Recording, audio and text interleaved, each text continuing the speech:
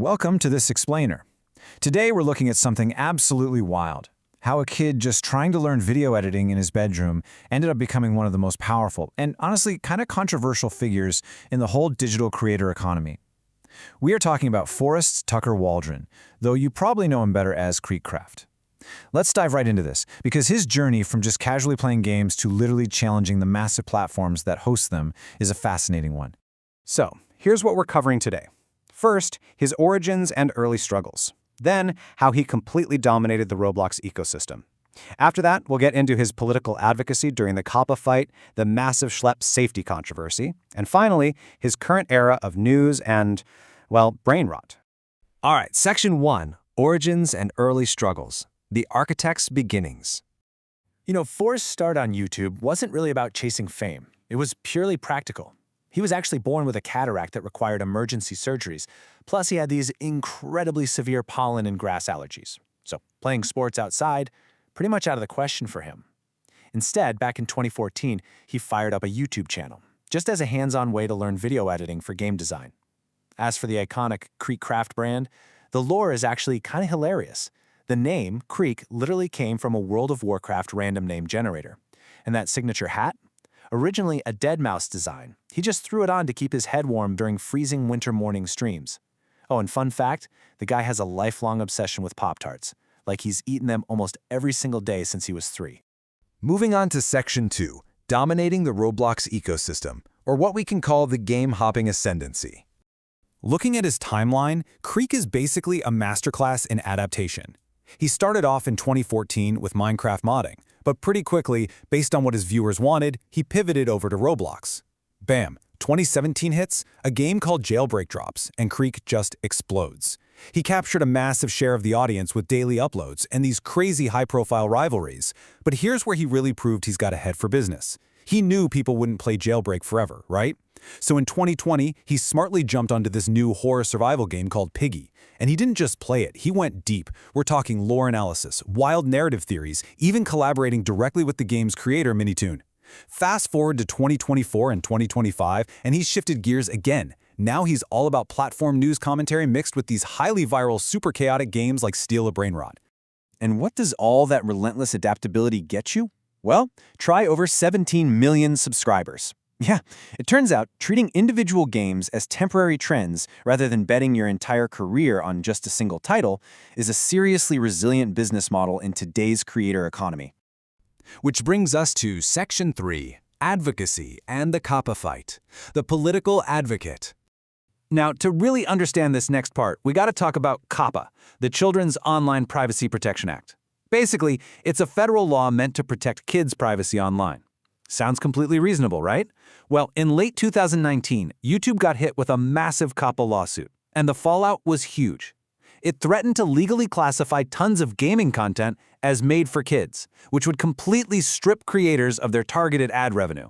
Kreek didn't just hop on Twitter to complain, he went all in. He consulted with lawyers, met with Federal Trade Commission reps, talked to congressional staff, engaged with policy think tanks. The guy even ended up broadcasting on C-SPAN. Listen to Kreek's own words from a heated debate on the Roblox developer forum. He wrote, "All Roblox content was at risk of being completely demonetized and shut down," end quote. So to him, this wasn't just some annoying terms of service update. He saw these broad regulatory policies as a literal existential threat to independent digital media and to the livelihoods of thousands of creators. He stepped up because, as far as he was concerned, the survival of the whole ecosystem was on the line. All right, on to Section 4, the Schlepp safety controversy, systemic friction, and the STAR program exit. Let's break down exactly how this massive controversy played out, step by step. Step 1. There was this YouTuber named Schlepp who ran these digital sting operations trying to expose predators on Roblox.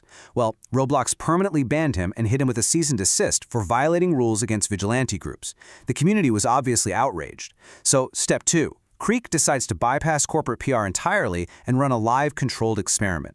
He takes a brand new, totally empty account into a super popular game called Meep City, and literally within seconds he encounters highly inappropriate avatars, proving live right in front of his audience that the platform's safety filters were totally failing. Step 3, Kreek takes a massive stand. He publicly resigns from the Roblox Video Stars program, saying he just wasn't comfortable representing a platform doing too little for child safety. Which leads us to Step 4, a full-on creator boycott. Other top names left the program too, and this whole escalation actually culminated in Louisiana's Attorney General filing a comprehensive lawsuit against Roblox over child safety concerns, directly citing these exact community demonstrations. And Kreek's stance on those vigilante creators was rock solid. He said, they don't have malicious intent. They're doing this because Roblox is failing to do their job, right? He basically argued the creators felt forced to take matters into their own hands simply because the official moderation tools were fundamentally inadequate to protect the platform's really young user base. Now, the business impact of this? Absolutely monumental. By terminating his contract and giving up his incredibly lucrative Real Kreek star code, Kreek proved something we really hadn't seen before. He proved that an elite creator, one with an independent distribution network, could successfully hold a multi-billion-dollar platform accountable. He showed they didn't need official corporate partnerships just to survive financially. It was a huge power shift. And that brings us to our final part, Section 5, News, Brain Rot, and Beyond. The Brain Rot Paradox. So today we're left with this frankly staggering juxtaposition.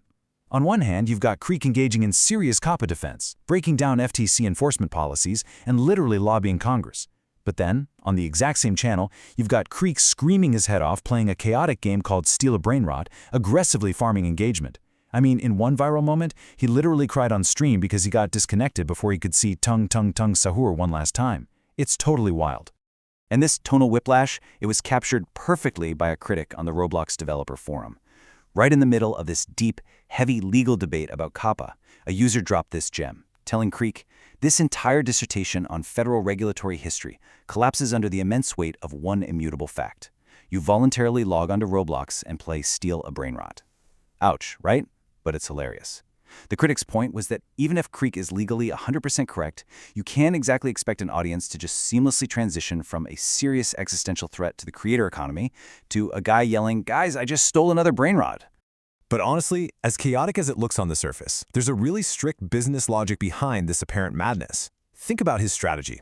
When he's doing platform news, he uses heavily A/B tested, sometimes kind of clickbaity titles. The result? Super high watch time and algorithms that love him.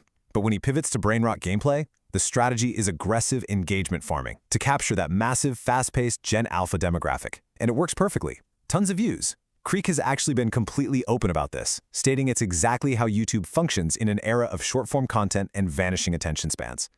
So, as we wrap up this explainer, I want to leave you with a provocative question to chew on. Can a creator simultaneously be a powerful political advocate and a purveyor of algorithmic brain rot? Looking at KreekCraft's career, it suggests that not only is it possible, but it might actually be the ultimate, perfect reflection of what it takes to survive and dominate the modern creator economy. Thanks so much for joining me for this explainer, and I really hope this gave you a clear look into the fascinating mechanics of digital influence.